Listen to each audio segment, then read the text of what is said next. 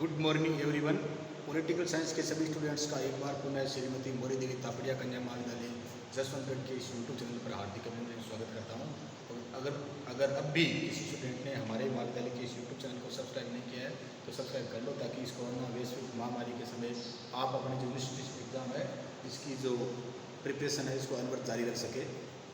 आज हमारी जो ये क्लास ये फर्स्ट ईयर भारतीय राजनीतिक विचारक लोकमान्य बाल गंगाधर तिलक भाग 2, पहले भाग में हमने जीवन परिचय के बारे में जानकारी हासिल की थी। अब आज हम लोकमान्य बाल गंगाधर तिलक के विचारों के बारे में कि इन्होंने सांस्कृतिक मार्ग में किस प्रकार से राष्ट्रवाद का विकास किया, अकाल तथा प्लेग और महामारी के समय इन्होंने किस प्रकार से इनके विचार क्या थे, कारावास की इनकी जीवन के संबंधित जो वृत्तांत है उनके बारे में हम क्या करेंगे, जानकारी हासिल करेंगे। तो सबसे पहले सांस्कृतिक मार्ग से राष्ट्रवाद का विकास बाल गंगाधर तिलक है। ये सांस्कृतिक मार्ग से राष्ट्रवाद का या भारत का क्या करना चाहते थे, विकास करना चाहते थे। तिलक कार्लाइल और इमर्सन की इस धारणा से तिलक है वो कार्लाइल तथा इमर्सन की इस धारणा से सहमत थे, पूर्णतः सहमत थे कि जो राष्ट्र अपने नायकों का सम्मान करना नहीं जानता। तिलक कार्लाइल और इमर्सन की इस धारणा से पूर्णतया सहमत थे कि जो राष्ट्र अपने नायकों का नेतृत्व करने वालों का सम्मान नहीं करना जानता वह जीवित नहीं रह सकता और विकास नहीं कर सकता। तो तिलक सांस्कृतिक मार्ग राष्ट्रवाद का जो विकास है इसमें कार्लाइल और इमर्सन के इस विचार से पूर्णतः सहमत है कि जो राष्ट्र अपने नायकों का सम्मान नहीं करना जानता वो जीवित नहीं रह सकता और विकास नहीं कर सकता। इस दृष्टि से ही उनके द्वारा गणपति उत्सव और शिवाजी उत्सव, सांस्कृतिक गणपति उत्सव और शिवाजी उत्सव 1893 में गणपति उत्सव और 1895 में शिवाजी उत्सव, ताकि अपने देश के लोग हैं उसमें सांस्कृतिक मतलब उनमें राष्ट्रवाद का विकास हो। उत्सव मनाएंगे तो लोगों में क्या होगा, राष्ट्रवाद का विकास होगा।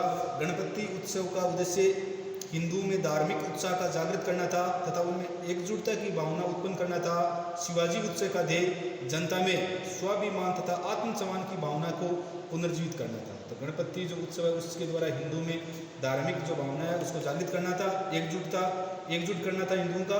तो शिवाजी जो उत्सव है उससे जनता में स्वाभिमान तथा आत्मसम्मान की भावना को पुनर्जीवित करना था। बाल गंगाधर तिलक का उद्देश्य भारत के नवयुवकों को शिवाजी के पच्चीनों पर चलने के लिए प्रेरित करना था। बाल गंगाधर तिलक चाहते थे कि हम इस प्रकार के जो राष्ट्रीय उत्सव मनाएंगे तो उससे जो नवयुवक है वो शिवाजी के या राष्ट्र जो नायक है उनके पच्चीनों पर चलेंगे, जिससे भारत की राजनीतिक दास्ता का अंत किया जा सके। एक बार शिवाजी जयंती के अवसर पर, एक बार शिवाजी जब उत्सव था उसके अवसर पर उन्होंने कहा था, भाट की तरह गुणगान करने से स्वतंत्रता नहीं मिल जाएगी। स्वतंत्रता के लिए शिवाजी और बाजी की भांति साहसिक कार्य का लड़ना पड़ेगा कि हम भाट की तरह गुणगान करने से है हम वो हमारा देश आज़ाद नहीं हो जाएगा। इसके लिए हमारे को शिवाजी है उनकी भांति क्या करना पड़ेगा, साहसिक कार्य करने पड़ेंगे। अगला है अकाल तथा प्लेग और महामारी। तो 1896 में भारत में क्या पड़ा था, भीषण अकाल पड़ा था। 1896 में भीषण अकाल के समय उन्होंने जनता को सहायता देने का प्रत्येक संभव प्रयत्न किया। साथ ही उन्होंने सरकार को स्पष्ट शब्दों में चेतावनी दी कि यदि उसने जनता के प्रति अपने कर्तव्य का पालन नहीं किया तो जनता क्या कर सकती है, विद्रोह कर सकती है।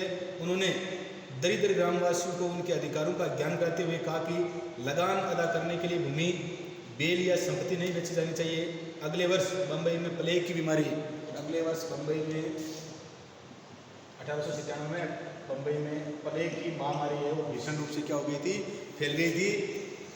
तो अगले वर्ष बम्बई में प्लेग की बीमारी फैल जाने पर जब plague commissioner Rand, plague commissioner कौन था,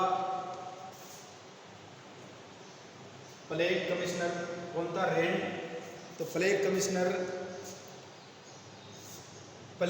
रेंड और उसके सहायकों ने प्लेग की रोकथाम के लिए अनावश्यक रूप से दमनकारी उपाय अपनाए। तो तिलक ने अपने पत्रों में रेंड और तिलक ने अपने जो समाचार पत्र है उसमें जो ये कमिश्नर रेंड और उनके सहायकों के कार्यों की आलोचना की। अद्भुत कर्म शक्ति और चरित्र बल के धनी तिलक ने जनता के हर दुख और दर्द में क्या किया, पूरा साथ दिया। अगला है कारावास और यात्राएं जेल की। तिलक की जो यात्राएं हैं, राजनीतिक कार्यों के लिए जेल जाने वाले प्रथम व्यक्ति संभवतः तिलक थे। पूछ ले भारतीय राजनीतिक विचारकों में राजनीतिक कार्यों के लिए जेल जाने वाले प्रथम व्यक्ति कौन थे, तो राजनीतिक राजनीतिक कार्यों के लिए जेल जाने वाले प्रथम व्यक्ति कौन थे? बाल गंगाधर तिलक थे। राजनीतिक कार्यों के लिए जेल जाने वाले प्रथम व्यक्ति संभवतः तिलक ही थे। उनसे पहले जेल जाना कलंकित, बाल गंगाधर तिलक से पहले जेल जाना वो भारतीय समाज में कलंकित समझा जाता था। उन्होंने देश की स्वतंत्रता के लिए जेल जाने की गौरवपूर्ण परंपरा स्थापित कर दी और उन्होंने देश की स्वतंत्रता के लिए पहली बार जेल जाकर और देश की स्वतंत्रता के लिए इस प्रकार की एक गौरवपूर्ण परंपरा स्थापित कर दी कि देश की स्वतंत्रता के लिए जेल जाना क्या है? अच्छा कार्य है। तिलक ही प्रथम व्यक्ति थे जिन पर राजद्रोह का, तिलक ही प्रथम व्यक्ति थे जिन पर क्या चलाया गया था? राजद्रोह का मुकदमा चलाया गया था। तिलक ही पहले व्यक्ति थे जिन पर राजद्रोह का मुकदमा चलाया गया था। पहली बार ये अभियोग 1897 ईस्वी में महाराष्ट्र के नवयुवकों को प्लेग कमिश्नर रेंड की हत्या के लिए भड़काने के आरोप पर चलाया गया और उन्हें 18 मार्च के कठोर कारावास का दंड दिया गया। इस पर सारे देश में शोक प्रकट किया गया। माफी मांगने से इनकार करके तिलक ने विदेशी आधिपत्य के सामने भारतीय समर्पण के जो बद्य सिलसिले का अंत कर दिया और इस प्रकार आत्मविश्वास और त्याग के एक नवीन अध्याय तथा राष्ट्रवाद के नवीन युग का सूत्रपात हुआ। सन 1908 का कारावास। तिलक अपनी उग्रवादिता के कारण ब्रिटिश शासन के सबसे बड़े शत्रु बन गए थे। 1908 में केसरी जो अपना ये समाचार पत्र था इनका मराठी भाषा में, उसमें उन्होंने कुछ लेख लिखे और उन लेखों के आधार पर उन पर मुकदमा चलाया गया और उन्हें बंदी बना लिया गया। न्यायाधीशों तथा 9 में से 7 जूरी ने उन्हें अपराधी ठहराकर 6 वर्ष का कारावास तथा 1000 जुर्माने का दंड दिया। निर्णय सुनाने के पहले जब जज ने उन्हें एक बार बोलने का अवसर दिया तो उन्होंने कहा, मैं केवल ये कहना चाहता हूँ कि जूरी का ये निर्णय चाहे जो हो, मैं अपने आप को निश्चित रूप से निर्दोष मानता हूँ। विभिन्न वस्तुओं के भाग्य का संचालन करने के लिए उच्चतर शक्तियाँ हैं और ऐसा प्रतीत होता है कि जिस आदर्श का प्रतिनिधित्व मैं करता हूँ वह ईश्वर इच्छा के अनुसार, ईश्वर की इच्छा के अनुसार मेरे स्वतंत्र रहने की अपेक्षा मेरे कष्टों से अधिक फलीभूत होगा।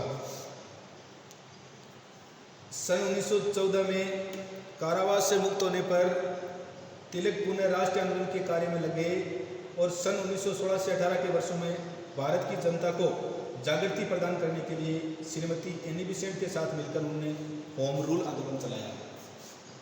एनी बेसेंट के साथ मिलकर उन्होंने होम रूल आंदोलन चलाया। कौन सा आंदोलन चलाया? होम रूल आंदोलन चलाया। कब चलाया था? 1916 से लेकर 1918 के मध्य। 1916 से 1918 के मध्य श्रीमती एनी बेसेंट के साथ मिलकर उन्होंने होम रूल आंदोलन चलाया। 1916 में उन्होंने कांग्रेस के लखनऊ अधिवेशन और कांग्रेस लीग समझौते में तिलक की प्रमुख भूमिका थी। 1916 में कांग्रेस का जो समझौता हुआ था लखनऊ में, इसमें जो समझौता कांग्रेस और मुस्लिम लीग और जो गरम दल और नरम दल, तो 1916 में कांग्रेस के लखनऊ अधिवेशन और कांग्रेस लीग में समझौते में तिलक की प्रमुख भूमिका थी। सन 1907 में कांग्रेस की फूट से तिलक ही सबसे अधिक दुखी हुए थे और 1907 में जो सूरत में कांग्रेस का विभाजन हुआ था उसमें सबसे अधिक 1907 का कांग्रेस का अधिवेशन सूरत में हुआ था, उसमें कांग्रेस में नरम दल और गरम दल में क्या पड़ गई थी? फूट पड़ गई थी। तो इसमें सबसे अधिक दुखी कौन हुए थे? तिलक ही हुए थे।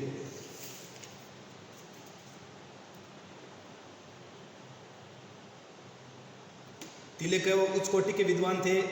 तिलक स्वतंत्रता संग्राम के सेनापति और राजनीति के नहीं वरन वह उच्च कोटि के विद्वान भी थे। तिलक वो उच्च कोटि के विद्वान थे। वो संस्कृत और गणित में वो क्या थे? पारंगत थे। सन 1908 से लेकर 1914 तक 6 वर्षीय एकांत कारावास में उन्होंने गीता रहस्य तथा द आर्कटिक होम दी वेदांस सन 1908 से लेकर 14 तक 6 वर्षीय एकांत कारावास में उन्होंने गीता रहस्य और the Arctic home of the Vedas the Arctic home of the Vedas नामक जो प्रसिद्ध ग्रंथ है इनकी इन्होंने क्या की थी? अपने एकांतवास जेल में इनकी रचना की थी। इन ग्रंथों में तिलक की विद्वता, ऐतिहासिक शोधवर्ती, विस्तृत ज्ञान और उत्कृष्ट विचारों का परिचय मिलता है। तिलक ने श्रीमद् भागवत गीता की व्याख्या करते हुए उसे निवृत्ति के स्थान पर प्रवृत्ति के मार्ग को अपनाने का। तिलक ने श्रीमद् भागवत गीता है इसकी व्याख्या करते हुए इनके निवृत्ति के स्थान पर प्रवृत्ति के मार्ग को अपनाने पर क्या दिया? बल दिया। सन 1897 में 1 वर्षीय कारावास में उन्होंने द ओरियन नामक अन्वेषणात्मक ग्रंथ की रचना की, जिसने यूरोप में उनकी विद्वता की धाक जमा दी, और अपनी एक अन्य रचना वैदिक क्रोनोलॉजी एंड वेदांग ज्योतिष, वैदिक क्रोनोलॉजी एंड वेदांग ज्योतिष में तिलक ने सिद्ध करने का प्रयास किया कि ऋग्वेद का काल ईसा से 4000 वर्ष पूर्व का था। तिलक की इन सभी रचनाओं में प्राचीन भारत की सभ्यता और संस्कृति का क्या था, गौरवगान था। और इसी जो बाल गंगाधर तिलक है, इनका 21 जुलाई 1920 को 21 जुलाई